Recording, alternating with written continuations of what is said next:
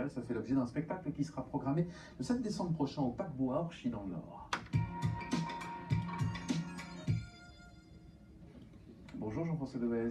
Bonjour Laurent. Soyez le bienvenu, vous êtes le chef de l'orchestre d'harmonie d'Orchy. Oui. Et vous allez nous jouer, alors, est-ce que je peux dire, vous allez en gros nous jouer le top 50 des titres qui ont marché pendant cette période de la Eh ben, on peut dire ça. Ouais. On peut dire ça parce que la France a toujours été un pays de culture, de tradition musicale, de transmission.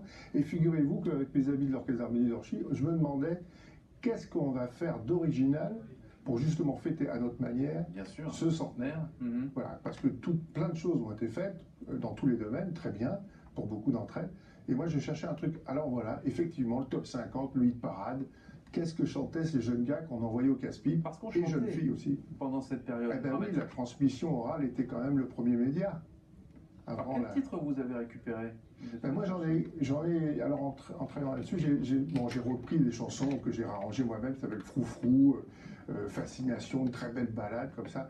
J'ai aussi découvert qu'il y a des chansons qu'on croyait apparentées à une époque et qui ne le sont pas, ou à des gens qui les ont rendues célèbres. Par exemple, Mademoiselle Franc-Armentière. Ah, le fameux. Le fameux. On l'écoute, quelques notes de musique, Mademoiselle Franc-Armentière, repris récemment d'ailleurs par les Miss des Hauts-de-France, pour vous mettre un petit peu tous en mémoire. Mademoiselle Franc-Armentière, parlez-vous. Mademoiselle Franc-Armentière, parlez-vous. Elle n'avait pas encore parlé, qu'elle savait déjà chanter. Mademoiselle Franc-Armentière. Un hommage à Lynn Renaud, mais en fait cette chanson, effectivement, elle existait depuis très longtemps. Eh bien oui, parce que figurez-vous qu'à Armentières, il y avait une garnison anglaise pendant la Première Guerre mondiale.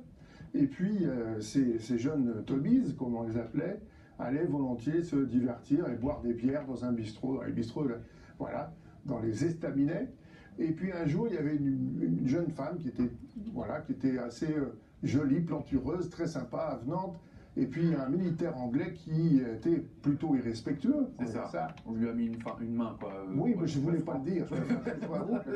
Et donc, c'est comme ça qu'est née cette chanson. Et un officier qui était là, anglais, qui était musicien, il a dit, mais bon sang, je vais écrire une chanson qui est devenue l'hymne de la musique militaire, du Commonwealth.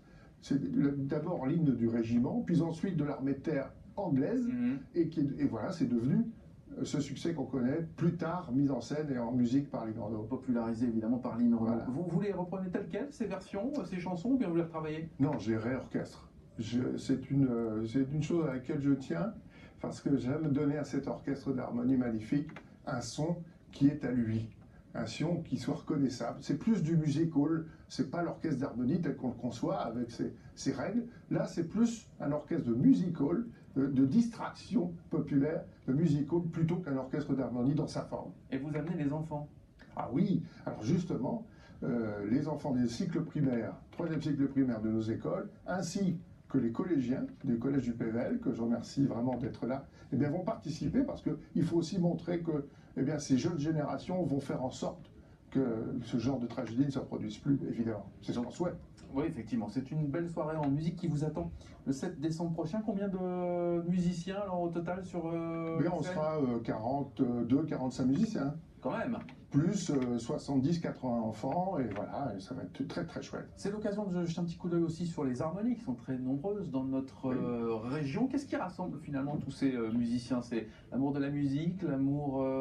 Oui, c'est la tradition, c'est une des traditions fortes de notre région, hein, du Nord-Pas-de-Calais. C'est la passion de la musique en commun, c'est-à-dire construire des programmes avec des musiciens qui sont de tout niveau et pas professionnels, ça va de soi, et construire des programmes. Voilà, c'est se divertir ensemble, monter des programmes qui soient sympas, aussi bien pour eux que pour ceux qui les écoutent. C'est un fait de ça, la tradition de la musique populaire. Naturellement. En attendant, on viendra faire la fête avec vous. 14-18 en chanson, à découvrir le 7 décembre prochain.